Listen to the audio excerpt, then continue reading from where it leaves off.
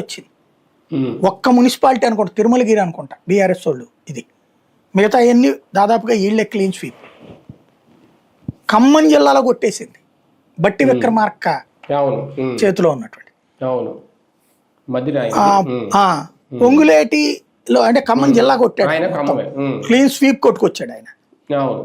పొంగులేటి నడుపుతున్నటువంటి ఆ ఉమ్మడి ఖమ్మం నుంచి ఆ కొత్తగూడెం అదంతా పొంగులేటి చేతిలో ఉంటుంది. అక్కడ సిపిఐ డామినేట్ చేసింది.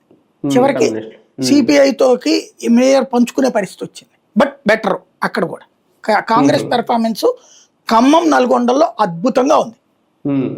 అదే ఇవాళ లైఫ్ ఇచ్చింది వీళ్ళకి ఖమ్మం నల్గొండలో.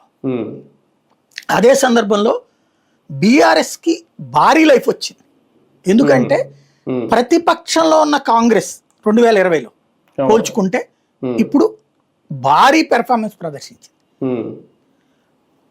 ఇక్కడ పెద్ద మెయిన్ గా అబ్జర్వ్ చేయాల్సింది ఏంటంటే ఈ 2,200 ఉన్నాయి కదా, కాంగ్రెస్ కి 1,200 1,300 వచ్చినాయి మున్సిపాలిటీలు కావచ్చు, కార్పొరేషన్ కావచ్చు, కౌన్సిలర్ కావచ్చు, కార్పొరేట్లు కావచ్చు.